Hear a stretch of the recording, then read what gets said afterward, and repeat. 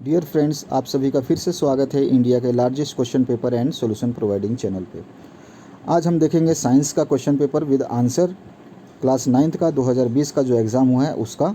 और साथ ही साथ मैं आपको बता दूं, डिस्क्रिप्शन बॉक्स में सारे जितने भी आपके पेपर्स हुए हैं इन सभी के सॉल्यूशंस प्रोवाइड कर दिए गए हैं। उनकी लिंक डिस्क्रिप्शन बॉक्स में है, आपको मिल जाएगी।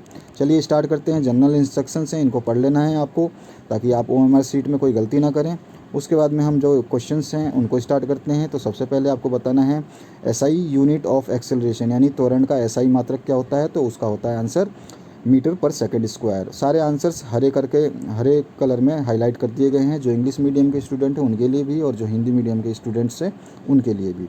चलिए सेकंड क्वेश्चन है, निम्न में से कौन सा सदिश राशि नहीं है, वेक्टर नहीं है। तो वेक्टर चाल नहीं होता। चाल एक ऐसी चीज़ है जो कहीं भी जा सकती है, किसी भी डायरेक्शन में, इसकी कोई डायरेक्शन नहीं होती है। इसके बाद में अब थर्ड जो है, इकाई समय में वस्तु के द्वारा तय की गई दूरी को क्या कहते हैं। तो हम स्पीड कहते हैं या चाल कहते हैं। The distance travel in unit time. उसके बाद में फोर्थ क्वेश्चन जो है आपसे पूछा गया, निम्न में से कौन सही है। तो इसमें आपको जो फॉर्मूला था उसको चूज़ करके सही लिखना था। तो इसका आंसर हो जाएगा S=UT² + ½ AT² is the right answer. उसके बाद में पांचवा क्वेश्चन जो बात करें, 3 kg द्रव्यमान की वस्तु पर 12 न्यूटन का बल लगाने से उत्पन्न त्वरण का आपको मान बताना है, यानी कि एक्सेलरेशन निकालना है। आपको एक्सेलरेशन का फॉर्मूला पता होना चाहिए। तो आपके पास केजी दे रखा है, वेट दे रखा है और आपको न्यूटन यानी कि फोर्स दे रखा है। और फोर्स F=ma जो होता है, फोर्स होता है F=ma। आपको a निकालना है तो F की जगह F के अपॉन में m आ जाएगा और काटेंगे तो आप 4 मीटर पर सेकंड स्क्वायर आंसर इसका सही होगा। ठीक है, फोर्स की आपको अगर इक्वेशन नहीं पता होगी तो आप नहीं कर पाते। छठा क्वेश्चन है, 4 वस्तुओं जैसे ABCD है, 4 वस्तुओं का जो है द्रव्यमान यानी कि मास दे रखा है 6 kg, 10 kg, 15 kg और 18 kg। तो आपको बताना है जड़त्व तो सबसे ज़्यादा किसका होगा, यानी मैक्सिमम इनर्शिया किसकी होगी। तो आंसर इसका सीधा सिंपल है, जिसका ज़्यादा वजन, जिसका ज़्यादा मास, उसी की इनर्शिया ज़्यादा। तो आंसर हो जाएगा इसका D is the right answer. इसके बाद में आ जाइए सातवें क्वेश्चन पे। सातवां क्वेश्चन है, न्यूटन गति का कौन सा नियम बल की परिभाषा देता है। तो which law of motion of Newton define force. तो इसका आंसर हो जाएगा सेकंड लॉ सही है। तो आंसर भी इसमें सेकंड है और सेकंड लॉ है वो आंसर सही है। आठवां क्वेश्चन है, किसी m द्रव्यमान की वस्तु जिसका वेग v है उसका संवेग आपको बताना है, मोमेंटम बताना है, जिसका वेलोसिटी और मास किसी का दे रखा है। तो इसका जो फॉर्मूला होता है वो mv होता है। ठीक है, मोमेंटम mv। अब 9th क्वेश्चन जो है, सार्वत्रिक गुरुत्वाकर्षण स्थिरांक कैपिटल जी का मान आपको बताना है, यानी कि कैपिटल जी को कहते हैं यूनिवर्सल आपका ग्रेविटेशनल कांस्टेंट। एक स्मॉल जी होता है जिसको केवल ग्रेविटेशनल फोर्स कांस्टेंट कहते हैं, और जो बड़ा जो जी होता है उसकी वैल्यू होती है 6.67 × 10⁻11 न्यूटन मीटर स्क्वायर पर kg²। ठीक है, चलिए आगे बढ़ते हैं 10वें क्वेश्चन पे। 1 किलोग्राम द्रव्यमान वाले पिंड का भार 9.8 न्यूटन होता है गुरुजी, ये ध्यान रखना आप लोग। 11वां क्वेश्चन है, खींचे हुए रबड़ के छल्ले में कौन सी ऊर्जा होती है। तो आप आराम से बता सकते थे, इसकी आंसर हो जाएगा पोटेंशियल एनर्जी, यानी स्थिति ऊर्जा इसमें जो है स्टोर हो जाती है। अब किसी तरंग के वेग v, आपका तरंग दैर्ध्य लैम्डा और आवर्ती दे रखी है।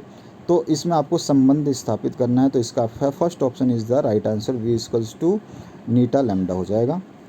13वां क्वेश्चन जो है, तरंग के आवर्तकाल t और फ्रीक्वेंसी यानी आवर्ती f में आपको संबंध बताना है। तो f का बहुत सिंपल सा फॉर्मूला है 1/t, आपको आगे भी पढ़ने को मिलेगा। तो राइट आंसर हो जाएगा F=1/t। 14वां जो क्वेश्चन है, निम्नलिखित में से कौन पदार्थ है। तो पदार्थ ठंडा पेय है, गंध पदार्थ नहीं है, ठंड पदार्थ नहीं है, प्रेम पदार्थ नहीं है, क्योंकि आप इसको महसूस कर सकते हैं लेकिन छू नहीं सकते। 15वां क्वेश्चन है, निम्नलिखित में से कोलाइड कौन सा है। तो धुआं इज़ द कोलाइड होता है, स्मोक कोलाइड होता है, हमेशा ध्यान रखेंगे आप। 16वां क्वेश्चन है, यौगिक का एक उदाहरण देना है। तो यौगिक जल होता है, जल आपका एक यौगिक है जिसको कंपाउंड बोलते हैं। 17वां क्वेश्चन है, निलंबन में परिक्षेपित कणों का आकार कितना होता है। तो इसका आंसर हो जाएगा मोर देन 10 नैनोमीटर। ठीक है, nm नैनोमीटर से बड़ा, 100 नैनोमीटर से बड़ा। 18वां क्वेश्चन की बात करें, साधारण नमक का रासायनिक सूत्र, ये तो आपने बचपन से रटा है जब से आपने विज्ञान पढ़ना शुरू किया है। तो NaCl is the correct answer. उसके बाद में आ जाइए, कौन सा तत्व मुक्त परमाणु के रूप में पाया जाता है तो वो आर्गन ही ऐसा है जो एकदम फ्री एग्जिस्ट करता है, ठीक है, उसका एलिमेंट में। उसके बाद में 20वां क्वेश्चन है 5.85 ग्राम NaCl किसके बराबर है, तो इसका आंसर हो जाएगा 1/10 मोल के बराबर। इसके बाद में आ जाइए नेक्स्ट जो क्वेश्चन है आपका उसको देख लेते हैं। 21वां क्वेश्चन है 6.022 इंटू 10⁻23 कणों के समूह को क्या कहते हैं, यानी which is a group of 6.022 into 10⁻3 particles known as mole. Mole बोलते हैं इनको। अब आगे आ जाइए 22वें क्वेश्चन पे। परमाणु के तीसरे कोश में अधिक से अधिक कितने इलेक्ट्रॉन हो सकते हैं, तो आंसर बिल्कुल राइट होगा इसका 8, ठीक है। 23वां क्वेश्चन है मैग्नीशियम का सही इलेक्ट्रॉनिक विन्यास बताना, यानी करेक्ट कॉन्फ़िगरेशन क्या होता है मैग्नीशियम का, तो उसके जो आउटर मोस्ट सेल में 2 होते हैं, फिर उसके बाद में 8 होते हैं, उसके बाद में 2 होते हैं। 24वां जो क्वेश्चन है उसकी बात करें, किस कण में द्रव्यमान होता है किंतु आवेश नहीं होता, यानी कि चार्ज की बात कर रहा है, चार्ज नहीं होता और मास होता है, तो वो न्यूट्रॉन ही ऐसा एक एलिमेंट है जिसका चार्ज नहीं होता और मास उसमें होता है, यानी कि उसके अंदर वेट तो होता है लेकिन चार्ज यानी कि आकर्षण वाली चीज़ जो नहीं होती। चार्ज मतलब समझते हैं आप, जैसे आप पेन घिसते हैं तो उसके ऊपर चार्ज आ जाता है, वो आपके बालों से चिपक जाता है, या फिर उसमें आपका पेपर के टुकड़े चिपक जाते हैं, तो उसी को चार्ज कहते हैं। चार्ज की वजह से ही आप जो ब्लैक बोर्ड पर चौक घिसते हैं तो आप लिख पाते हैं। वो सारी बातें आप जब बड़े हो जाएंगे 12th क्लास में जाएंगे तो आप पढ़ेंगे। चलिए नेक्स्ट क्वेश्चन की बात करूं, किसी तत्व के परमाणु में 6 न्यूट्रॉन 6 प्रोटॉन हैं, तो तत्व का परमाणु द्रव्यमान कितना होगा आपको बताना है। एलिमेंट है 6 neutron and 6 proton, atomic mass of the element कितना हो जाएगा, टोटल हो जाएगा 12, ठीक है। इसके बाद में कोशिका का पावर हाउस किसको कहते हैं, तो आपको बहुत अच्छी तरह से पता है कि माइटोकॉन्ड्रिया जो होती है इसी को हम जो है पावर हाउस या उसका हाउस सेल कहते हैं। 27वें क्वेश्चन की बात करें, पादप कोशिका के चारों तरफ पाई जाने वाली झिल्ली का नाम तो क्या कोशिका भित्ति या सेल वॉल कहते हैं आप इसको, जिसको मेम्ब्रेन हम बोल सकते हैं, ठीक है। उसके बाद निम्नलिखित में से कौन सा फ्लोएम का भाग नहीं है, तो स्नायु बोलिए या लिगामेंट बोलिए, ये एक पार्ट फ्लोएम का नहीं है। चलिए अब आगे बढ़ते हैं हम 29वें क्वेश्चन पे, कौन सा ऊतक जल और खनिज का वहन करता है, तो आंसर इसका जाइलम। जाइलम है जो ट्रांसपोर्ट करता है आपका मिनरल्स और वाटर टिश्यू तक, ठीक है। इसके बाद में आ जाइए 30वें क्वेश्चन में, कार्क कोशिकाओं में क्या पाया जाता है, तो सेलुलोज पाया जाता है ना। कार्क कोशिकाएं हमेशा कंटेन करती हैं सेलुलोज को।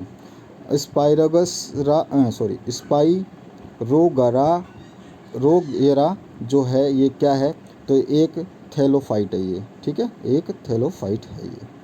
अब इसके बाद में नेक्स्ट क्वेश्चन की बात करें 32वें में, एक कोशिकीय जंतु कौन सा है, तो अमीबा है, इसका तो आपको आंसर पहले से ही पता होगा। इसके बाद में आ जाइए 33 क्वेश्चन में, किस जंतु में विषैले उपांग पाए जाते हैं, तो आंसर हो जाएगा बिच्छू। स्कॉर्पियो जो है वो ही आपका आंसर सही है। नेक्स्ट 34वां क्वेश्चन है, निंद्रा रोग उत्पन्न करता है, तो ट्रिपोनोसोमा जो है इसका राइट आंसर है। पहला क्वेश्चन 34 का आंसर पहला राइट है। उसके बाद में 35वां क्वेश्चन पूछा गया, पेचिस का कारक जीव है, तो एंट अमीबा जो है वो है इसका कारण, यानी causal organism of dysentery is आपको बताना था।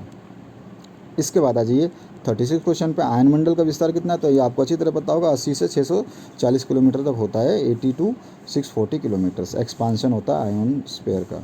उसके बाद में आपको आ जाइए 37 क्वेश्चन की बात करें, 10 डिग्री सेंटीग्रेड तापक्रम किसके बराबर होता है, तो केल्विन में बताना है। केल्विन का फॉर्मूला आपको पता है, तो 283 is the right answer, 283 kelvin इसका आंसर है। निम्नलिखित में कौन तत्व नहीं है, तो आंसर हो जाएगा पानी एक तत्व नहीं है, बाकी सारे के सारे तत्व हैं, ठीक है।